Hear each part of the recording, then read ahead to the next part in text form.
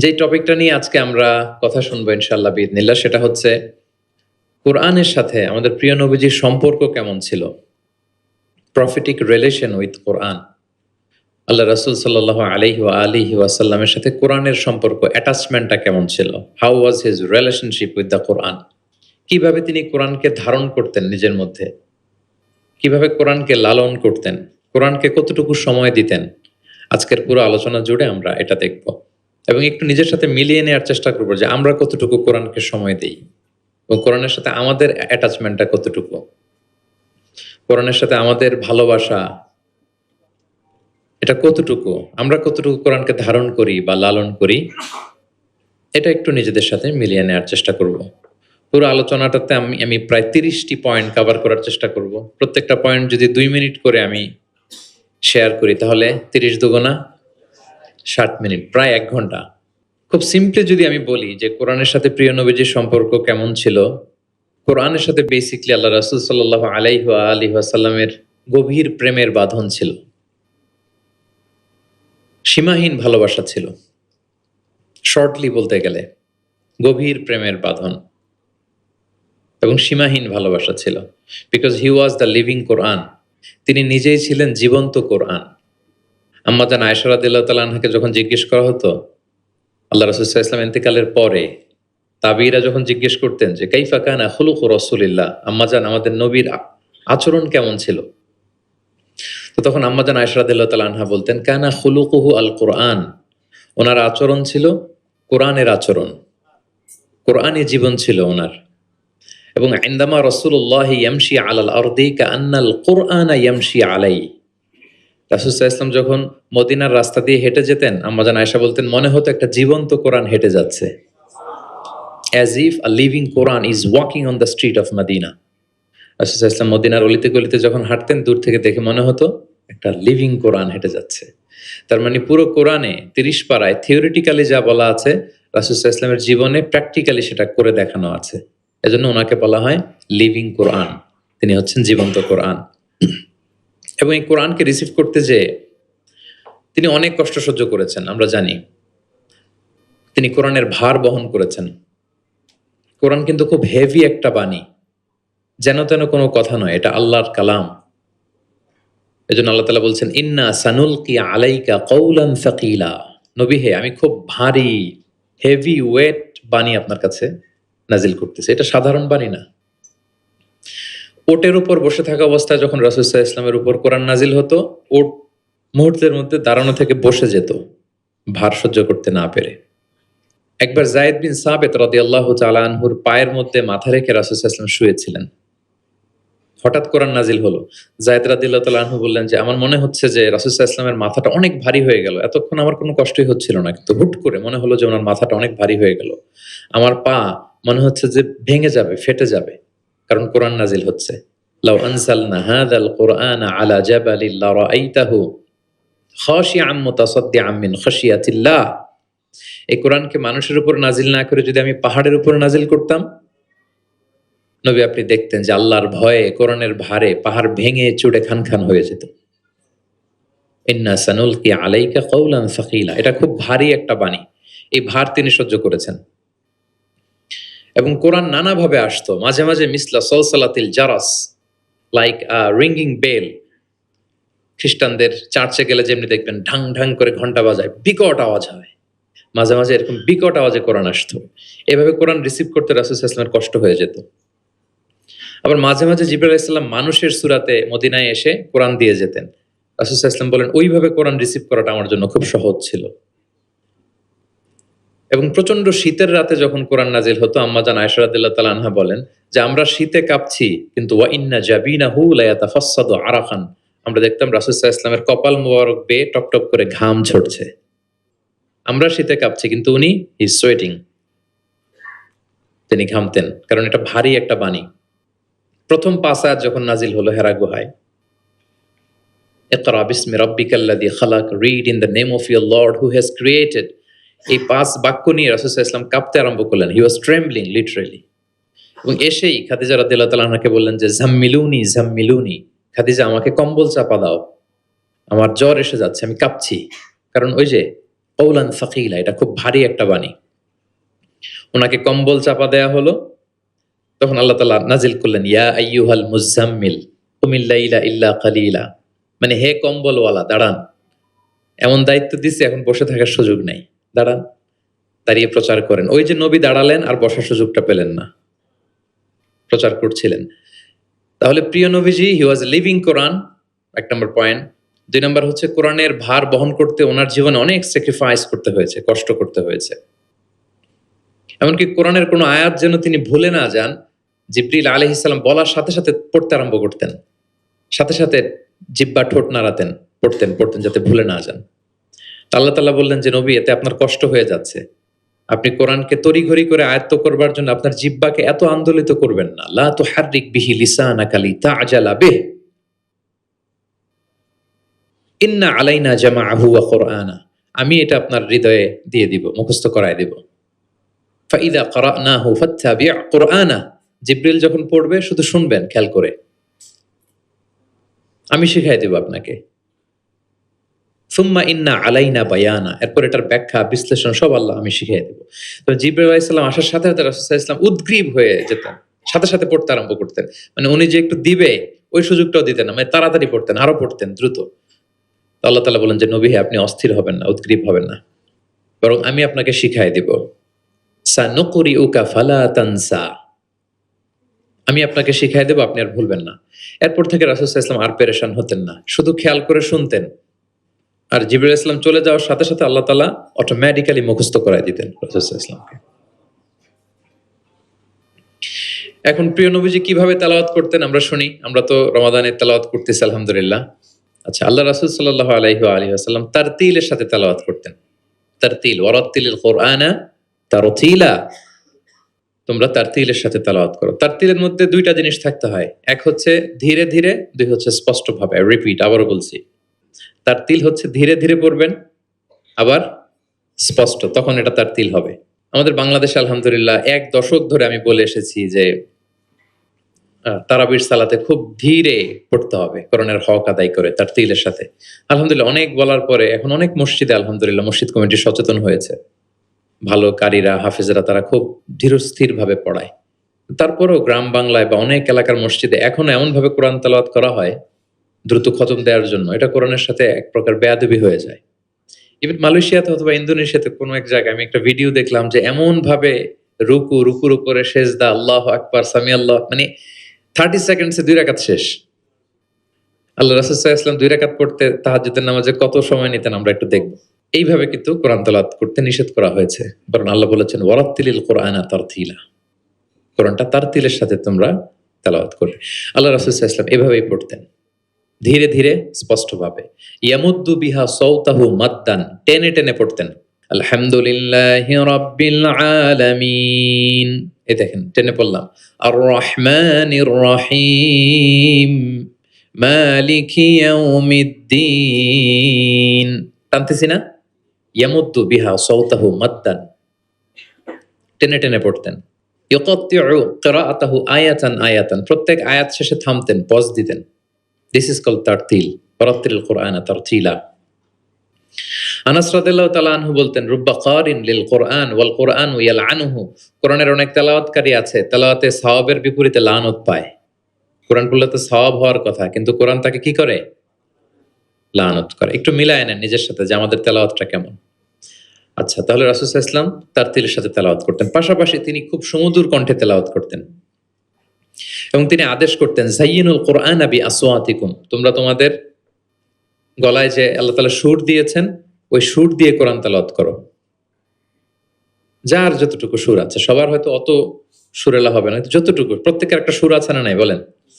যতটুকুই দিয়েছে আল্লাহ তাআলা আপনার গলায় সুর, ওই সুরটাকে ব্যবহার করে আপনি কোরআন তেলাওয়াত করবেন। রাসূল সাল্লাল্লাহু আলাইহি ওয়াসাল্লাম সুর দিয়ে কোরআন পড়তেন এবং তিনি বলেছেন লাইসা মিন্না মান লাম ইয়াতাগান্না বিল কুরআন, আমার যে উম্মত সুর করে কোরআন পড়ে না সে কবু আমার উম্মত হতে পারে না, সুর করে পড়তে হবে। বারা ইবনে আযিব রাদিয়াল্লাহু তাআলা আনহু বলেন যে আমি একবার দেখলাম এশার নামাজের সময় ক্বারা রাসূলুল্লাহ ফিল ইশাই বিত্তিনি ওয়াজ যাইতুন, মানে ওয়াত্তিনি ওয়াজ যাইতুন ওয়া তুরি সিনিন, এই সূরাটা দিয়ে রাসূল সাল্লাল্লাহু আলাইহি ওয়াসাল্লাম দেখলাম একবার এশার নামাজের ইমামতি করতেছেন।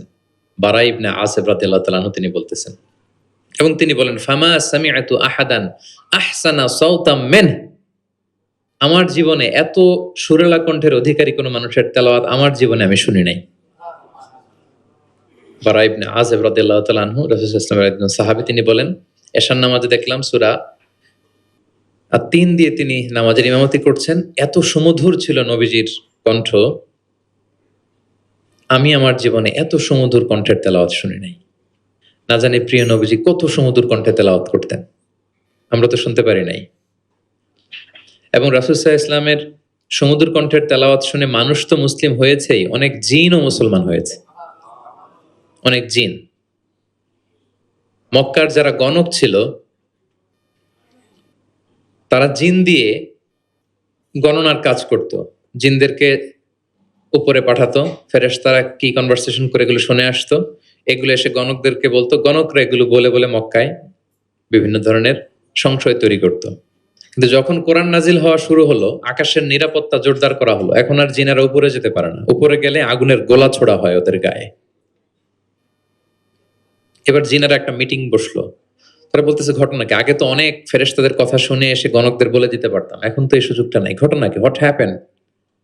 নিশ্চয়ই পৃথিবীতে এমন নতুন কিছুর আগমন ঘটেছে যেটার প্রভাবে ঊর্ধ্ব জগতের নিরাপত্তা বলয়কে আরো মজবুত করা হয়েছে। কি সেটা খোঁজো। খুঁজতে খুঁজতে খুঁজতে খুঁজতে একদল জিন রাসূল সাল্লাল্লাহু আলাইহি ওয়াসাল্লাম ওকাজের এক বাজারের দিকে যাচ্ছিলেন।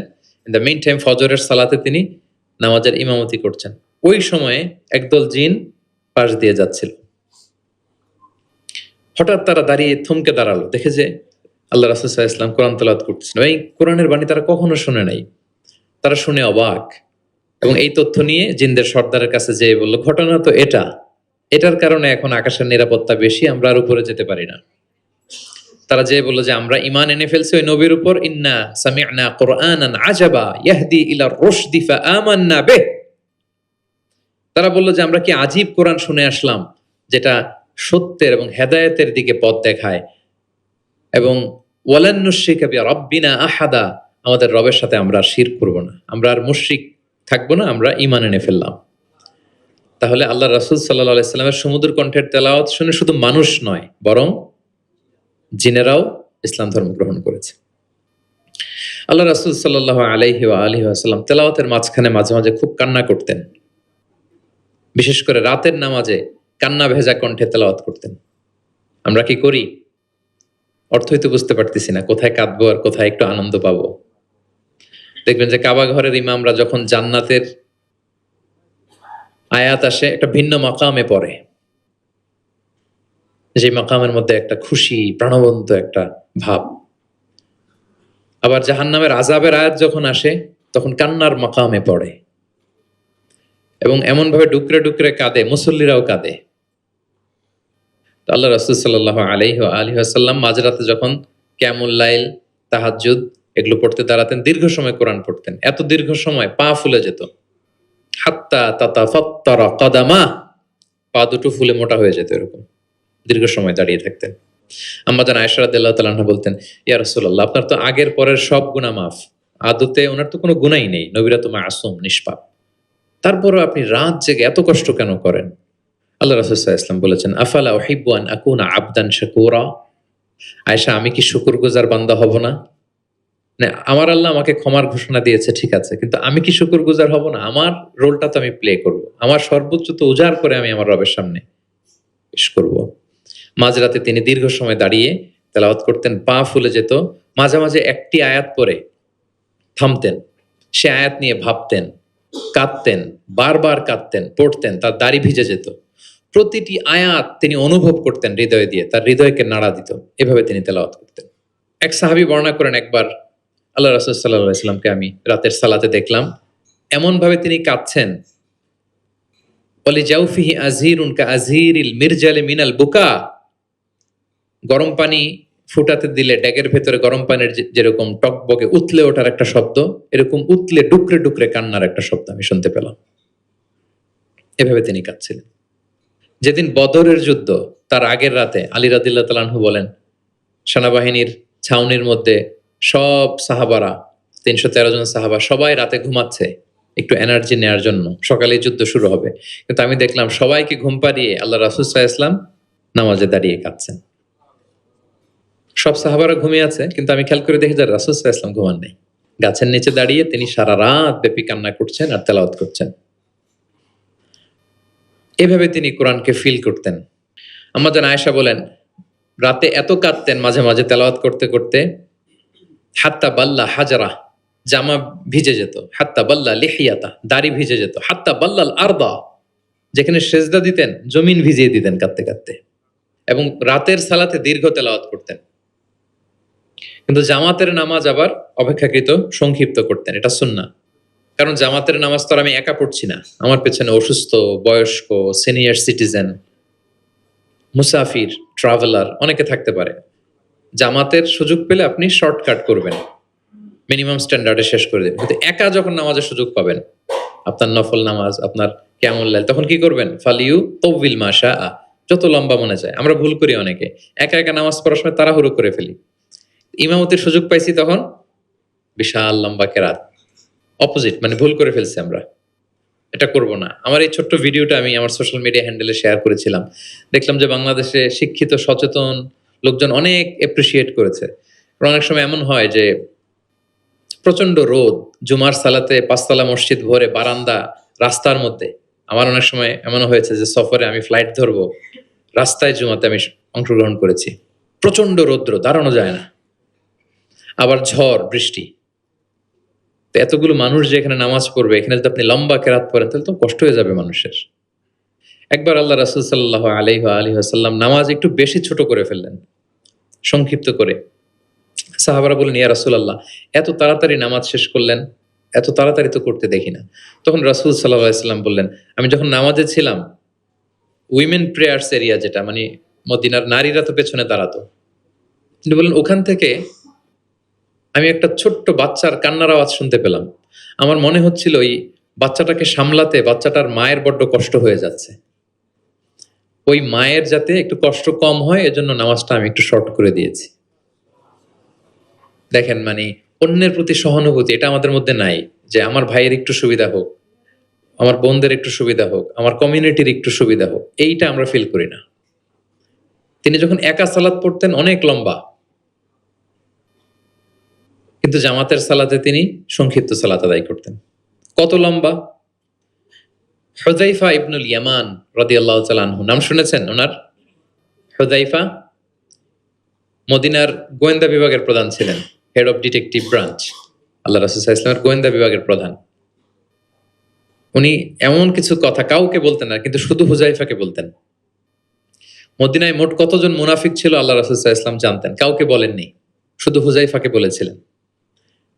এজন্য ওমরে ফারুক রাদিয়াল্লাহু তাআলা আনহু যখন খলিফা, তিনি যখন দেখতেন কেউ মারা যেত, হুট করে ইমামতি করতে যেতেন না, আগে দেখতেন যে ওই কাতারে হুযায়ফা আছে কিনা। যদি দেখতেন যে হুযায়ফা আছে, উনি ইমামতি করতেন। হুযায়ফাকে এদিকে না দেখলে অন্য কাউকে দায়িত্ব দিয়ে দিতেন।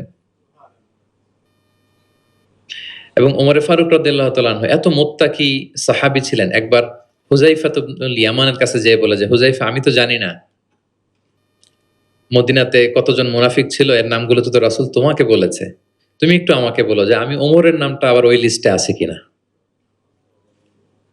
আমার ভয় হয় যে আমি আবার মুনাফিকদের ভেতরে ঢুকে গেলাম কিনা। হুযায়ফা ইবনুল ইয়ামান বললেন, আমিরুল মুমিনিন, আপনি কি বলেন? আল্লাহ রাসূল সাল্লাল্লাহু আলাইহি সাল্লাম তো বলেছেন যে আপনি কোনো রাস্তা দিয়ে যদি হাঁটেন, শয়তান যদি ওই রাস্তা দিয়ে আসে, আপনাকে দেখলে শয়তান ওই রাস্তা রেখে দিয়ে অন্য রাস্তা দিয়ে হাঁটে। কশ্চিনকালেও মুনাফিকদের লিস্টে আপনার নাম থাকতে পারে না। তো এই হুযায়ফা ইবনুল ইয়ামান রাদিয়াল্লাহু তাআলা আনহু, উনি বললেন, একবার রাতে আমি আল্লাহ রাসূল সাল্লাল্লাহু আলাইহি ওয়াসাল্লামের সাথে কিয়ামুল লাইল, মানে তাহাজ্জুদের নামাজে শরীক হওয়ার সুযোগ পেয়েছিলাম।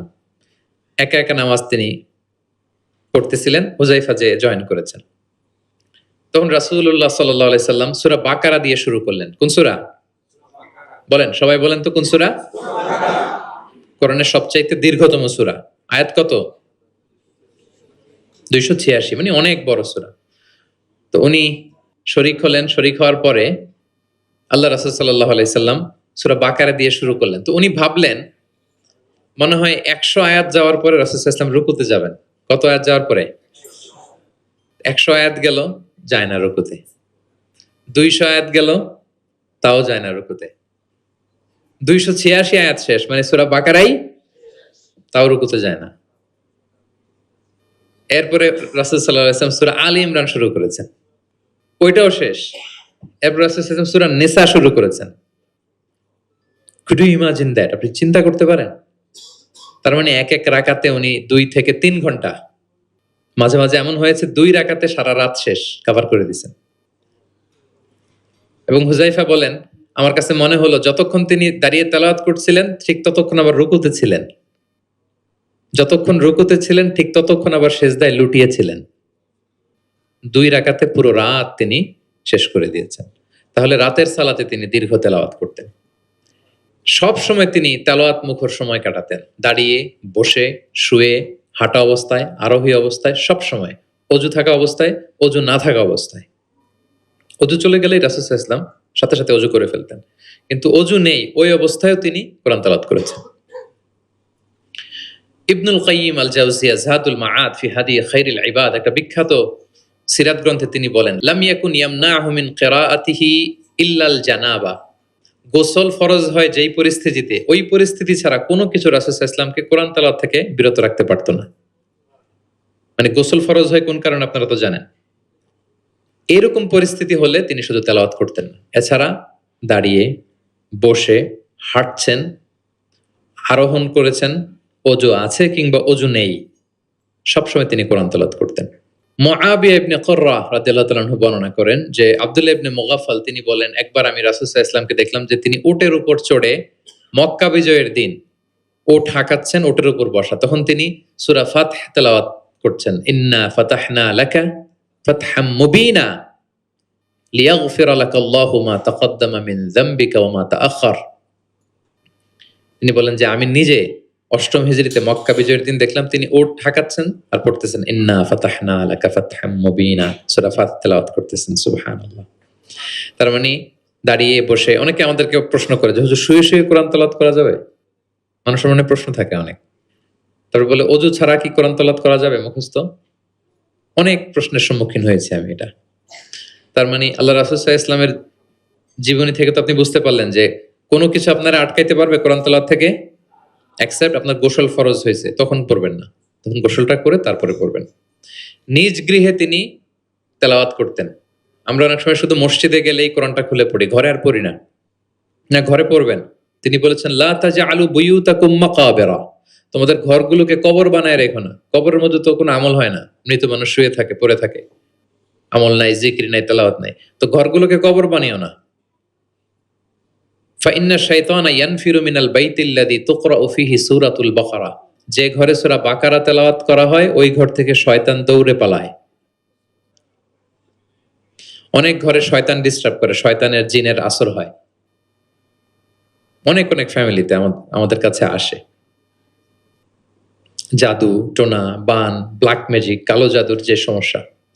আপনি সূরা বাকারা পড়বেন, আল্লাহ তাআলা আপনাকে প্রোটেক্টেড রাখবেন। আপনাদের পরিচিতদের মধ্যে থেকে এরকম ঘটনা শুনছেন না যে ব্ল্যাক ম্যাজিকে আক্রান্ত? কোন সূরা পড়বেন? যারা খুব বেশি আক্রান্ত, অল্প সাউন্ডে সূরা বাকারাটা চালিয়ে ঘুমিয়ে পড়বেন, সারা রাত যেন তেলাওয়াত চলে। কোনো ব্ল্যাক ম্যাজিক আপনার ক্ষতি করতে পারবে না ইনশাআল্লাহ।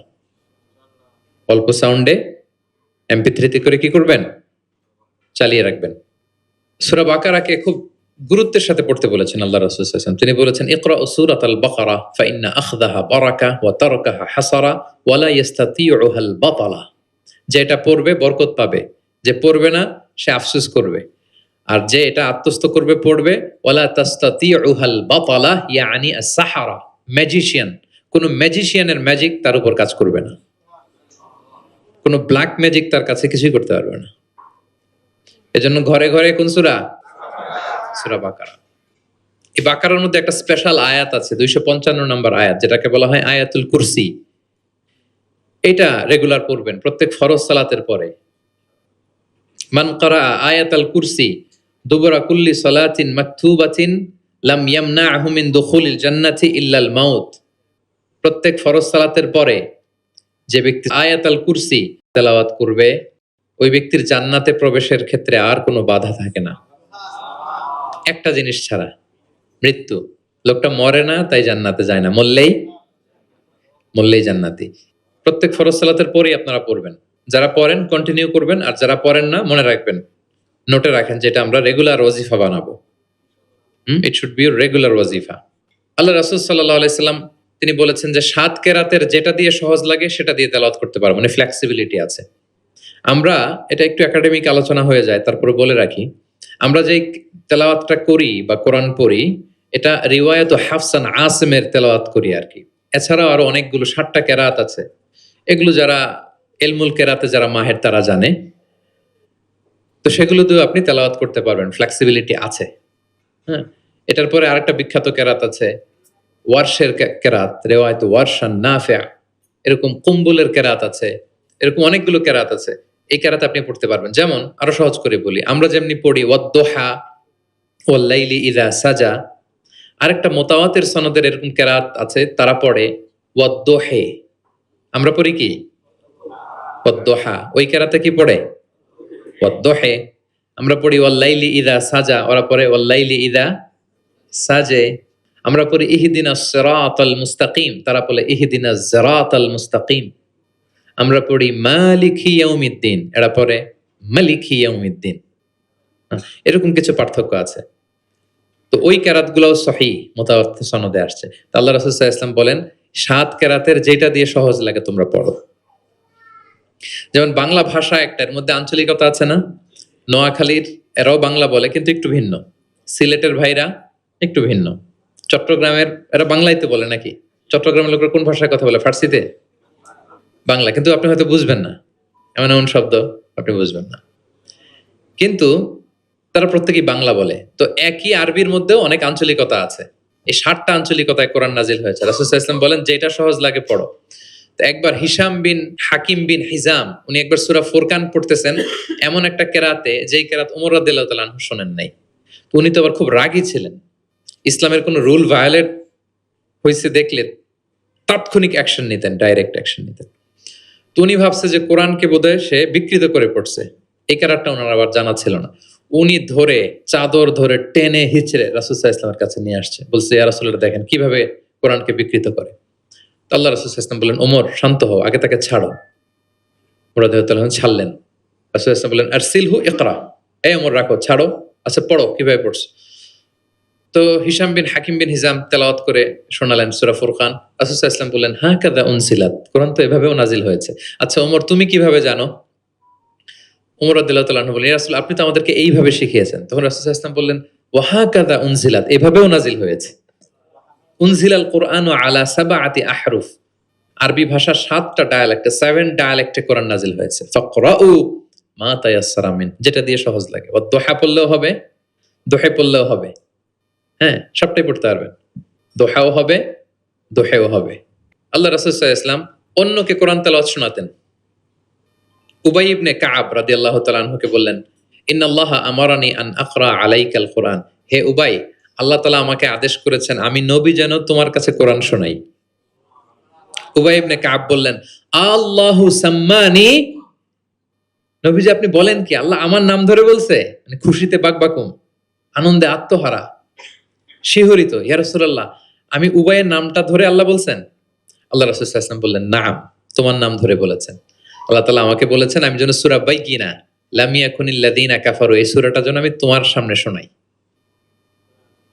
ফাযারাফাত আইনাহু, তিনি কাঁদতে আরম্ভ করলেন শুনে, কারণ ওনার নাম ধরে যদি আল্লাহ তাআলা বলেন এটা ওনার জন্য কত বড় প্রেস্টিজিয়াস এবং সৌভাগ্যের একটা ব্যাপার।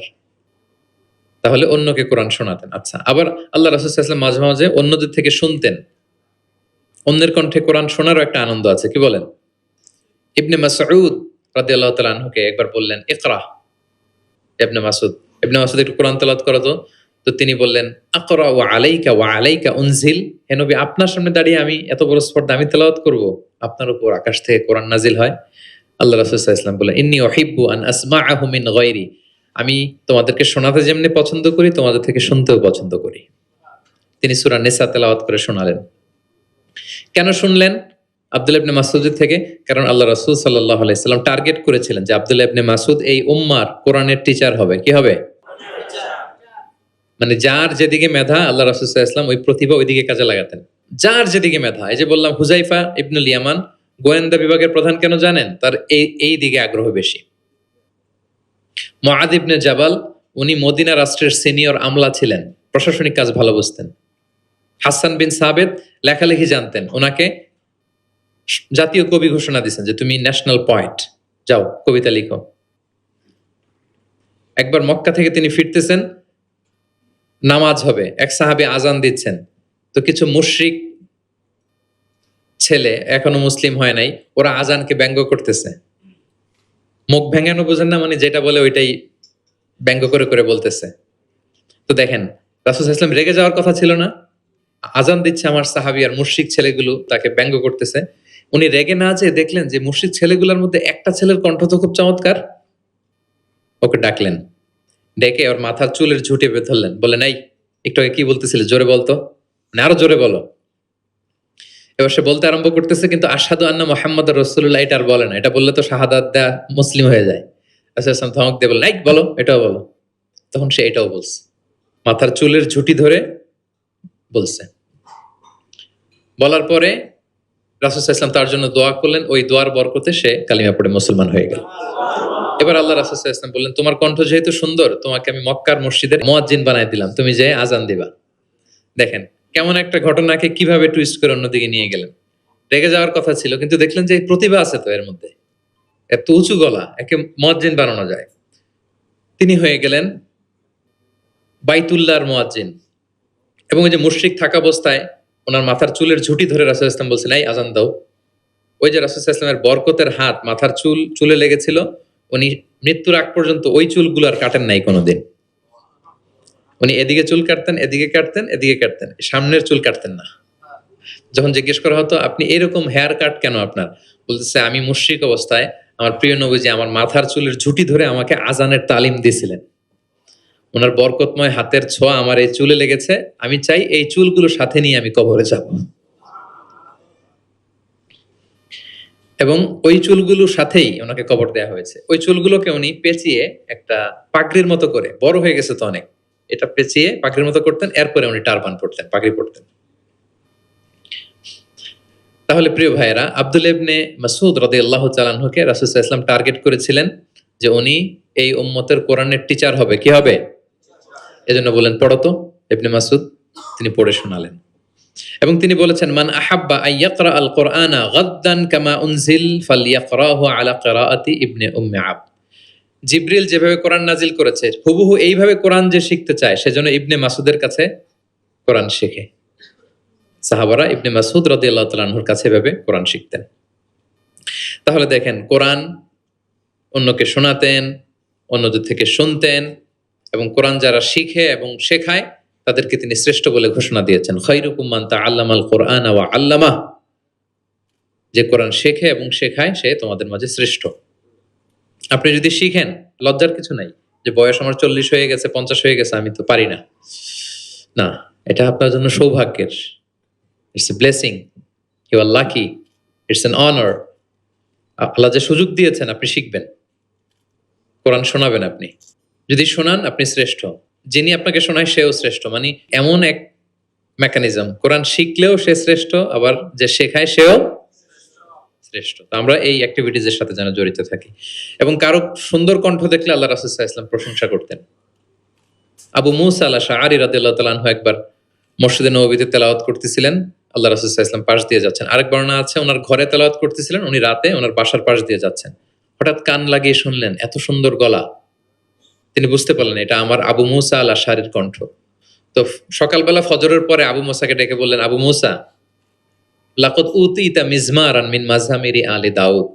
দাউদ নবীর গলায় আল্লাহ যে সুরের ঝংকার দিয়েছেন, এই উম্মতের মধ্যে তোমার গলায় আল্লাহ সে সুরের লহরী ঢেলে দিয়েছেন। তাও মুসা বলে, ইয়া রাসূলুল্লাহ, আমি তো কখনো আপনার সামনে তেলাওয়াত করিনি, আপনি কি করে বুঝলেন? তো রাসূল সাল্লাল্লাহু আলাইহি ওয়াসাল্লাম বলেন, গত রাতে তোমার ঘরের পাশ দিয়ে যাচ্ছি, তোমার তেলাওয়াত শুনে আমি থমকে দাঁড়িয়েছি, যতক্ষণ পড়েছো আমি শুনেছি। আবু মুসা আল আশআরী তো অবাক হলেন, বলেন, ইয়া রাসূলুল্লাহ, আপনি দাঁড়িয়ে আমার তেলাওয়াত শুনেছেন, এটা যদি জানতাম আমি যে আরো কত সুর করে পড়তাম, আমি যে আরো কত সুর দিয়ে পড়তাম, ফজর পর্যন্ত পড়তাম। দাউদ আলাইহিস সালাম নবীদের মধ্যে সবচেয়ে সুরেলা গলার নবী ছিলেন। ওনার উপরে জাবুর কিতাব নাজিল হয়েছিল। আকাবা একটা উপসাগর আছে জর্ডানে, আমি এবার জর্ডান ভিজিটে দেখে এসেছি। আকাবা উপসাগরের তীরে বসে তিনি যখন জাবুর তেলাওয়াত করতেন, আকাবা উপসাগরের মাছগুলো সব চলে আসতো তেলাওয়াত শুনতে, এত সুর ছিল ওনার গলায়। তো নবী আলাইহিস সালাম বলেন যে দাউদ নবীর গলায় যে সুর দিছে, আমার সাহাবীদের মধ্যে আল্লাহ তোমার গলায় সেই সুর ঢুকাই দিছে। সুবহানাল্লাহ বিহামদি। তো নবী যদি প্রশংসা করে একজন সাহাবীর তেলাওয়াতের, ওনার কেমন লাগবে বলেন তো? হ্যাঁ, ভালো লাগবে। তিনি তেলাওয়াতের প্রশংসা করতেন এভাবে। তিনি রমাদানে সবচেয়ে বেশি তেলাওয়াত করতেন, যে সময়টা আমরা কাটাচ্ছি। আমরা কোন মাস কাটাচ্ছি এখন? সাইয়্যিদুশ শুহুর, 12 মাসের মধ্যে শ্রেষ্ঠতম মাস। এই মাসে সবচেয়ে তেলাওয়াত করতেন। আম্মা জান আয়েশা রাদিয়াল্লাহু তাআলা আনহা বলেন, লা আ'লামু রাসূলুল্লাহি সাল্লাল্লাহু আলাইহি ওয়াসাল্লামা ক্বরাআল কুরআনা কুল্লাহু ফি লাইলাতিন ক্বাত্তু গায়রা রমাদান। রমজান ছাড়া কোনো মাসে মানে এক রাতে পুরো কোরআন পড়ে ফেলছেন এরকম আমি দেখি নাই। শুধু রমাদানেই দেখেছি এত তেলাওয়াত করতে। এবং বছরব্যাপী যা নাজিল হতো, আল্লাহ রাসূল সাল্লাল্লাহু আলাইহি সাল্লাম রমাদানে সেটা রিভাইজ করতেন। এবং রমাদানের প্রতি রাতে জিবরিল আলাইহিস সালামের সাথে রাসূল সাল্লাল্লাহু আলাইহি ওয়াসাল্লামের মিটিং হতো। প্রতি রাতে, তার মানে 30 দিনে কয়টা মিটিং? 30টা মিটিং। কি হতো এই মিটিং এ? সারা বছর যা নাজিল হয়েছে রাসূল সাল্লাল্লাহু আলাইহি ওয়াসাল্লাম জিবরিল আলাইহিস সালামকে সেটা শোনাতেন। আবার জিবরিল আলাইহিস সালাম রাসূল সাল্লাল্লাহু আলাইহি ওয়াসাল্লামকে শোনাতেন, দুই পক্ষ থেকে। আর যে বছর আল্লাহ রাসূল সাল্লাল্লাহু আলাইহি ওয়াসাল্লাম ইন্তেকাল করেছিলেন, ওই বছর পুরো কোরআনটা দুইবার জিবরিল আলাইহিস সালাম আল্লাহ রাসূল সাল্লাল্লাহু আলাইহি ওয়াসাল্লামকে শুনিয়েছেন। আবার আল্লাহ রাসূল সাল্লাল্লাহু আলাইহি ওয়াসাল্লাম দুইবার জিবরিল আলাইহিস সালামকে শুনিয়েছেন। আজকে থেকে নিয়ত করেন, আমরা শোনাবো। আপনি ভাবিকে শোনাবেন, ভাবি আপনাকে শোনাবে, আপনি আপনার মেয়েকে শোনাবেন, আপনার মেয়ে আপনাকে শোনাবে, যে সূরাটাই পারেন।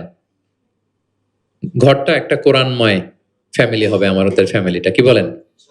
এরকম বরকতময় ফ্যামিলি আমরা চাই না?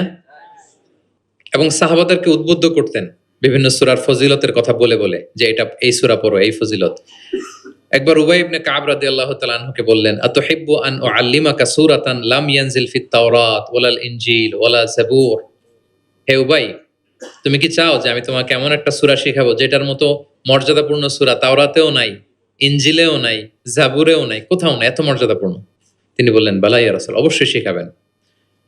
তখন আল্লাহ রাসূল সাল্লাল্লাহু আলাইহি ওয়াসাল্লাম বলেন, সেই সূরাটা তুমি নিজেই জানো। সেটা কি? সেটা হচ্ছে কাইফা তাকরাউ ফিস সালাত, তুমি নামাজে কোন সূরা পড়ো, মানে কোন সূরা ছাড়া নামাজ হয় না, বলেন তো? সূরা ফাতিহা। আল্লাহ রাসূল সাল্লাল্লাহু আলাইহি ওয়াসাল্লাম বললেন, এই সূরা ফাতিহা এটা যেন তেন কোনো সূরা নয়, এর মতো মর্যাদাপূর্ণ সূরা তাওরাত, জাবুর, ইনজিল কোথাও আসেনি। ইন্নাহা লাহিয়া সাবউল মাসানি ওয়াল কুরআনুল আযীম। এটা নিত্য পাঠনীয় সপ্ত বাক্য। সূরা ফাতিহায় মোট কয়টা বাক্য? 7টা। সবাই বলেন কয়টা? এটাকে বলে সাবউল মাসানি, মানে সব সময় পড়া হয় এমন 7টা বাক্য। ওয়ালাকাদ আতাইনাকা সাবআম মিনাল মাসানি ওয়াল কুরআনুল আযীম। এটা সব সময় পড়তে হয়। আবু হুরায়রা রাদিয়াল্লাহু তাআলা আনহু বলেন যে আল্লাহ রাসূল সাল্লাল্লাহু আলাইহি ওয়াসাল্লাম একবার আমাদেরকে উৎসাহ দিয়ে বললেন যে একটা সূরা আছে, এই সূরার 30টা আয়াত। এই সূরা যদি কেউ তেলাওয়াত করে, এই সূরা কিয়ামতের দিন এই তেলাওয়াতকারীর পক্ষে আল্লাহর কাছে সুপারিশ করবে, এমনকি তর্ক করবে যতক্ষণ আল্লাহ তাআলা তেলাওয়াতকারীকে জান্নাতি হিসেবে ঘোষণা না দেয়। বলেন তো কোন সূরা এটা? সূরা মুলক। হ্যাঁ, অনেক মানুষ, আলহামদুলিল্লাহ শতাধিক মানুষ দেশে বিদেশে এয়ারপোর্টে আমাকে দেখা হইলেই বলে যে শেখ, আপনার সূরা মুলকের তাফসীর শুনে আমি সূরা মুলক মুখস্থ করেছি। আলহামদুলিল্লাহ, আমার সৌভাগ্য। অনেকে বলে যে সাইয়্যিদুল ইস্তিগফার আপনার আলোচনা থেকে শুনে মুখস্থ করেছি। তারপর অনেকে বলেছে যে আস্তাগফিরুল্লাহর আমলটা আপনার আলোচনা থেকে শুনে আমরা অভ্যস্ত হয়েছি। আলহামদুলিল্লাহ, এটা অভ্যাস করবেন। সূরা মুলক তেলাওয়াত করবেন। কয় আয়াত সূরা মুলকে? এক মাসে কয় দিন? প্রতিদিন যদি একটা আয়াত মুখস্থ করেন, 30 দিনে সূরা মুলক হয়ে যাবে না? কঠিন? বেশি কঠিন? করবেন। এভাবে ফজিলতের কথা বলে আল্লাহ রাসূল সাল্লাল্লাহু আলাইহি ওয়াসাল্লাম সাহাবাদেরকে উদ্বুদ্ধ করতেন। গত বছর আমার একটা বই এসেছে, কোরআনের উপর এক নজরে কোরআন, নাম শুনেছেন না আপনারা? সবগুলো সূরার ফজিলত আমরা ওখানে নিয়ে এসেছি। 114 সূরার ফজিলতকে আপনি পাবেন, এবং পড়লে আপনার আরো বেশি মন চাইবে সূরাটার তাফসীর জানতে, অর্থ জানতে, মুখস্থ করতে। এই সূরার ফজিলত কি, সূরার মূল আলোচনা কি, এই সূরা নাজিলের প্রেক্ষাপট কি, এর মধ্যে লেসন কি, মেজর থিম কি, আমি যেভাবে তাফসীর করে আপনাদেরকে শোনাই ওইভাবেই সহজ করে করে প্রত্যেকটা সূরা 5 থেকে 6 পৃষ্ঠায় কভার, যত বড় সূরা হোক, একেবারে সামারি নিয়ে এসেছি, যাদের সংগ্রহে আছে এই রমাদানে পড়বেন, খুব সহজ মনে হবে। যে সূরাটার অনুবাদ পড়তে মনে চায়, আগে এক নজরে কোরআন থেকে একবার রিভাইজ দিয়ে নেবেন, অনুবাদটা সহজ মনে হবে। যে সূরাটার তাফসির জানতে মনে চায়, আগে এক নজরে কোরআন থেকে একবার পড়ে নেবেন, একেবারে ক্রিস্টাল ক্লিয়ার, সহজ হয়ে যাবে। দাজ্জালের ফিতনা থেকে বাঁচতে আল্লাহ রাসূল সাল্লাল্লাহু আলাইহি সাল্লাম সূরা কাহাফের প্রথম 10 আয়াত মুখস্থ করতে বলেছেন। আল্লাহ রাসূল সাল্লাল্লাহু আলাইহি সাল্লাম ইরশাদ করেন, মান হাফিদা 10 আয়াতিন মিন আউয়ালি সূরাতিল কাহফি উসিমা মিন ফিতনাতিদ দাজ্জাল। যে সূরা কাহাফের প্রথম 10 আয়াত মুখস্থ করবে সে দাজ্জালের ফিতনা থেকে মুক্ত থাকবে ইনশাআল্লাহ। মুখস্থ করবেন সূরা কাহাফের প্রথম কয় আয়াত? 10 আয়াত। আল্লাহ রাসূল সাল্লাল্লাহু আলাইহি সাল্লাম কোরআনের ব্যাখ্যা করতেন, নিজেই কোরআনের ব্যাখ্যা করতেন, কারণ তার উপরই তো কোরআন নাজিল হয়েছে, তিনিই সবচেয়ে বড় মুফাসসির। আল্লাহ রাসূল সাল্লাল্লাহু আলাইহি সাল্লামের চেয়ে বেশি কোরআনের ব্যাখ্যা আর কি কেউ জানে? ব্যাখ্যা করতেন। একবার তিনি আল্লাযীনা আমানু ওয়া লাম ইয়ালবিসু ঈমানাহুম বিযুলমিন উলাইকা লাহুমুল আমনু ওয়া হুম মুহতাদুন, আর ঈমানের সাথে জুলুমকে মেশায়নি, তাদের জন্য আছে নিরাপত্তা এবং হেদায়েত। সাহাবারা অবাক হলেন, যে ইয়া রাসূলুল্লাহ, আমাদের মধ্যে এরকম কে আছে যে ঈমানের সাথে জুলুম মিশায় নাই, মানে ঈমান আনার পরে কোনো পাপ করি নাই, কম বেশি পাপ তো আমাদের হয়েছে, জুলুম তো হয়েছে, তাহলে আমরা কি নিরাপত্তা হেদায়েত পাবো না? তো রাসূল সাল্লাল্লাহু আলাইহি ওয়াসাল্লাম বললেন যে এই জুলুম দ্বারা ওই জুলুম উদ্দেশ্য না, এই জুলুম দ্বারা উদ্দেশ্য হচ্ছে শিরক। এই জুলুম দ্বারা উদ্দেশ্য কি? এই যে ব্যাখ্যা করে দিচ্ছেন, সাহাবীদের ভুল ধারণা ভাঙায় দিচ্ছেন। তিনি বলতেছেন, তোমরা কি লোকমান আলাইহিস সালামের ওই নসিহত পড়ো নাই যে লা তুশরিক বিল্লাহ ইন্না শিরকা লা যুলমুন আযীম? ওনার ছেলেকে বলতেছেন যে বাবা, শিরক করো না, শিরিক সবচেয়ে বড় জুলুম। শিরিক সবচেয়ে বড় কি? কারণ এই জুলুমটা মানুষ কার উপর করে? আল্লাহর উপর করে। তাহলে জুলুম মানে হচ্ছে এই আয়াতের মধ্যে শিরক। তাহলে স্বয়ং রাসূলুল্লাহ সাল্লাল্লাহু আলাইহি ওয়াসাল্লাম নিজে ব্যাখ্যা করে দিয়েছেন, সাহাবারা ওনারা ক্লিয়ার হয়ে গেলেন। কোরআনে যারা অধিক পারদর্শী তাদেরকে রাসূল সাল্লাল্লাহু আলাইহি ওয়াসাল্লাম প্রায়োরিটি দিতেন। কি দিতেন? প্রায়োরিটি। আল্লাহ রাসূল সাল্লাল্লাহু আলাইহি ওয়াসাল্লাম বলেছেন, ইয়া উম্মুল কওমা আকরাউহুম লিকিতাবিল্লাহ। একসাথে ধরেন যে অনেকে হয়েছেন, তো ইমামতি করবে কে? আমরা 5 ভাই একসাথে হইছি, নামাজের সময় হইছে, ইমামতি কে করবে? হ্যাঁ, যে কোরআন ভালো জানে। আকরাউহুম লিকিতাবিল্লাহ, আল্লাহর কিতাব যে বেশি জানে, বেশি ব্যাখ্যা জানে, বেশি মুখস্থ সে।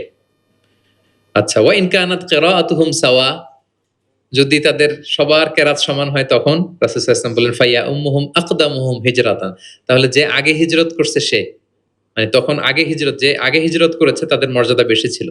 ফা ইন কানু ফিল হিজরাতি সাওয়া, হিজরতেও যদি সমান হয়, ধরেন যে 5 জন একসাথে হিজরত করছিল, এই 5 জন মিলে এখন নামাজ পড়বে, তো এখন কে? আল্লাহ রাসূল সাল্লাল্লাহু আলাইহি ওয়াসাল্লাম বললেন ফাইয়া উম্মুহুম আকবারুহুম সিন্নান, যার বয়স বেশি সে, যে সিনিয়র সে ইমামতি করবে। তাহলে সবচেয়ে বেশি অগ্রাধিকার কাকে দিলেন? যে কোরআন বেশি জানে। এবং তিনি দোয়া করতেন, আল্লাহ কোরআনকে আমার হৃদয়ের বসন্ত বানিয়ে দেন, আল্লাহ আমার অন্তরের জ্যোতি বানিয়ে দেন, আল্লাহ আমার কষ্ট দূরের কারণ বানিয়ে দেন।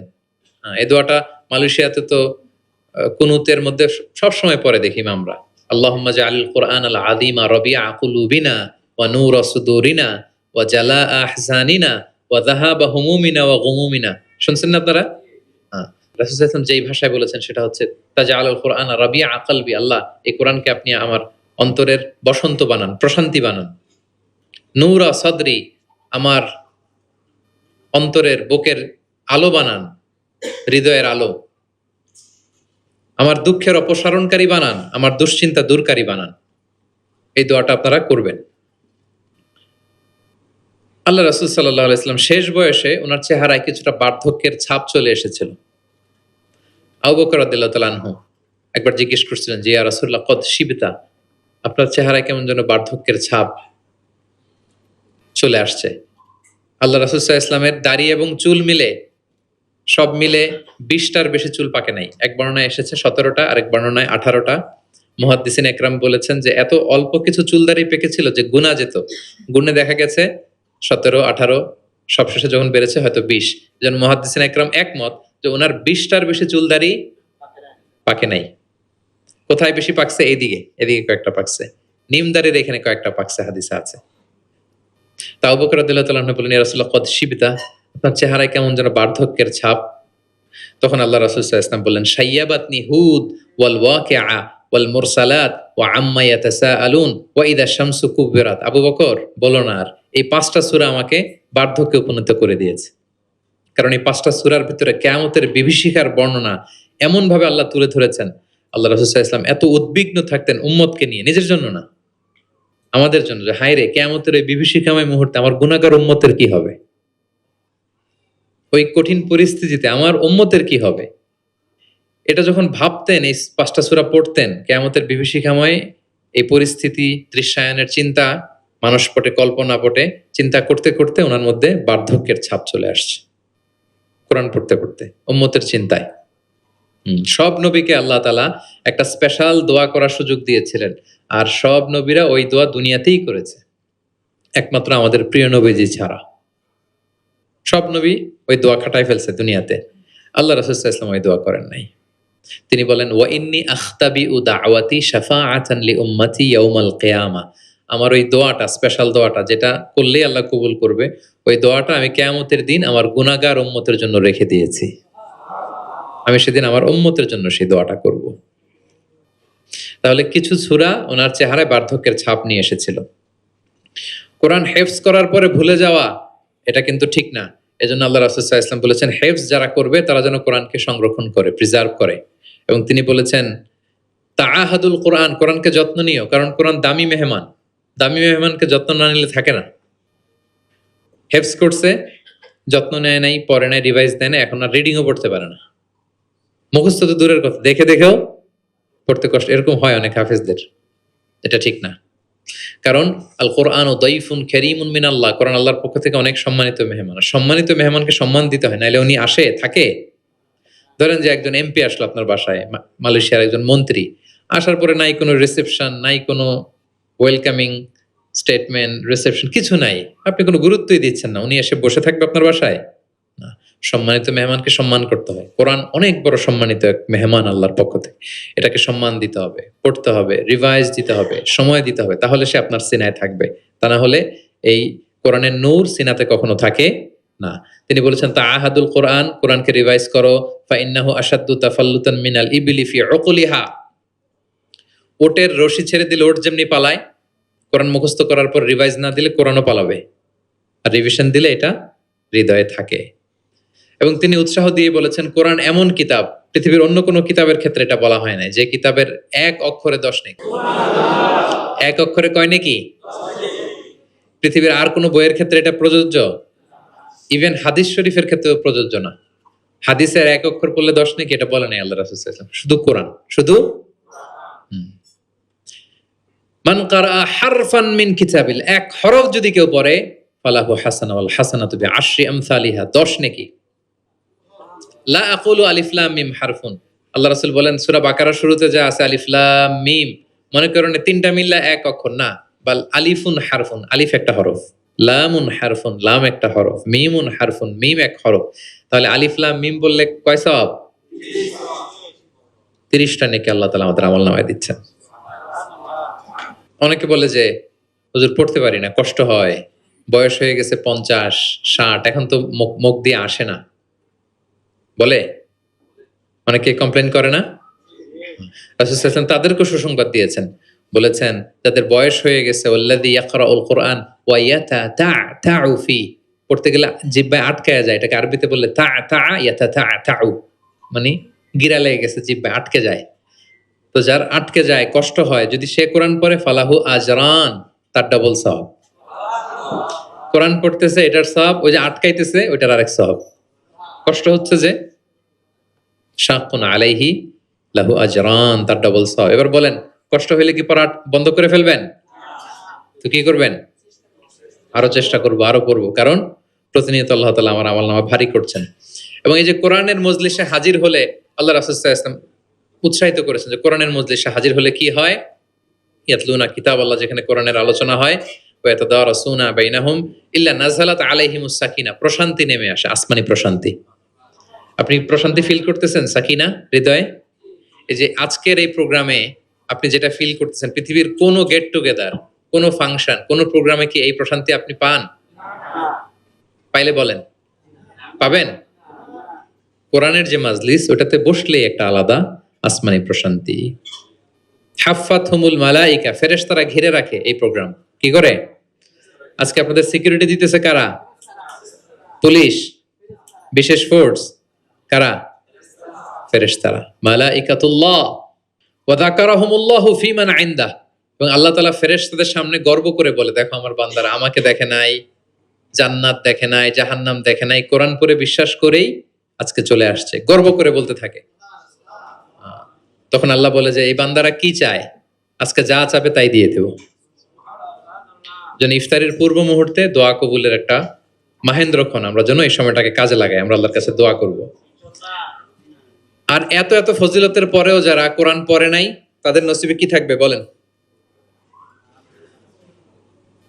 আল্লাহ রাসূল সাল্লাল্লাহু আলাইহি ওয়াসাল্লাম তাদের বিরুদ্ধে স্বয়ং মামলা দায়ের করবেন, যার সুপারিশ ছাড়া আমরা জান্নাতের চেহারা দেখব না।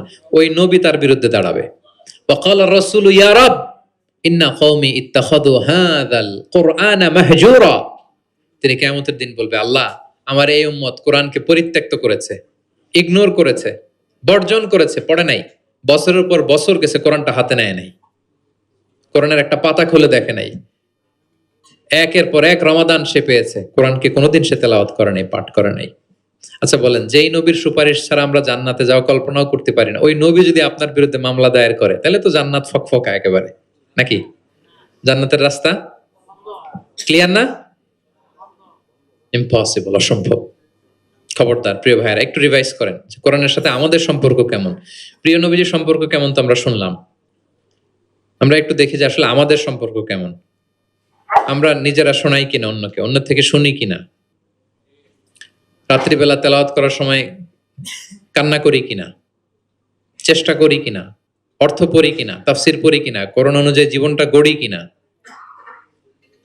আমল করি কিনা, একটু নিজের সাথে নিজে বোঝাপড়া করেন। তাহলে আল্লাহ রাসূল সাল্লাল্লাহু আলাইহি ওয়া আলিহি ওয়াসাল্লাম যেভাবে কোরআনের সাথে নিজের সম্পর্ক করেছেন, আমরাও এইভাবে নিজেদের সাথে কোরআনের সম্পর্ক করতে চাই। কি বলেন? চাই কি চাই না? এই রমাদানে আমাদের সময়গুলো কোরআনময় হোক, আমরা চাই। ধীরস্থির ভাবে পড়বেন। আজকে তো আমরা বললাম কিভাবে পড়বেন, 4G গতিতে নাকি 5G স্পিডে, তার তেলের সাথে স্পষ্টভাবে ধীরে ধীরে। অনেকে কোরআনের খতম তুলতে যায়, কোরআনের খতম দেয়া ফেলায়, লানত করবে কোরআন তাদের প্রতি। এটা করবেন না আমার প্রিয় ভাই, ধীরস্থির ভাবে তেলাওয়াত করুন, কোরআনের বঙ্গানুবাদ পড়ুন। এক নজরে কোরআন, এটা আমরা তৈরি করেছি, এরকম বই বাংলা ভাষায় হয় নাই। বাংলায় মাশাআল্লাহ অনেক অনুবাদ হয়েছে আলহামদুলিল্লাহ, অনেক বাংলায় তাফসির হয়েছে আলহামদুলিল্লাহ, কিন্তু কোরআনের সার নির্যাস আসে নাই। ইংরেজিতে আমি পেয়েছি, আরবিতে কিছু বই পেয়েছি, কিন্তু বাংলায় হয় নাই। অনেক সাধনার ফসল এটা, হাতে নিলে বুঝতে পারবেন যে কি শ্রম দেয়া হয়েছে এটাতে, সহজ করে আপনাকে বুঝায় দেওয়া হবে, সেটা পড়বেন। এবং যে সূরাগুলোকে আল্লাহ রাসূল সাল্লাল্লাহু আলাইহি ওয়াসাল্লাম বিশেষভাবে তেলাওয়াত করতে বলেছেন, তেলাওয়াত করবেন। সূরা কাহাফ জুমাবারে তেলাওয়াত করবেন, করেন তো? কোন সূরা? সূরা কাহাফ। ফজরের পরে সূরা ইয়াসিন, ফজরের পরে মাগরিবের পরে ওয়াকিয়া পড়বেন, মাগরিবের পরে এশার পরে সূরা মুলক, এশার পরে রাতে ঘুমোতে যাওয়ার আগে সূরা বাকারার শেষ 2 আয়াত, আমানা রাসূল, করেন। মান ক্বারাআ আয়াতাইন মিন আখিরি সূরাতিল বাকারাতি ফি লাইলাতিন কাফাতা। আল্লাহ নবী বলেন, যে ব্যক্তি রাতে ঘুমোতে যাওয়ার আগে সূরা বাকারার শেষ 2 আয়াত পরে ঘুমাতে যায়, ওই রাতের সেফটি, সিকিউরিটি, প্রোটেকশনের জন্য এই আয়াত 2টাই যথেষ্ট হয়ে যায়। সূরা বাকারার শেষ 2 আয়াত পড়বেন। 3 কুল পড়বেন, 3 কুল, কুল আস-সালাসা, 3 কুল, কুল হুয়াল্লাহু আহাদ, কুল আউযু বিরাব্বিল ফালাক, কুল আউযু বিরাব্বিন নাস। 3 কুল পড়বেন ফজরের পরে, মাগরিবের পরে, বিছানায় ঘুমোতে যাওয়ার আগে। আল্লাহ রাসূল সাল্লাল্লাহু আলাইহি ওয়াসাল্লাম এগুলো পরে হাতে ফু দিতেন, লম্বা একটা ফু দিয়ে সারা শরীরে এরকম মেসেজ করতেন, মাস্তাতা, যতটুকু সম্ভব হয়। তাহলে এটা special protection from year Lord. শয়তানের বিপরীতে, ব্ল্যাক ম্যাজিক, জাদু টোনা বানের বিপরীতে প্রোটেকশন নিলেন কার কাছ থেকে? এই ওজিফাগুলো পালন করবেন। যদি করেন, আপনার জীবন প্রশান্তিময় হবে, আপনার জীবনের সব হতাশা দূর হবে, ডিপ্রেশন দূর হবে, আসমানি প্রশান্তি নেমে আসবে ইনশাআল্লাহ।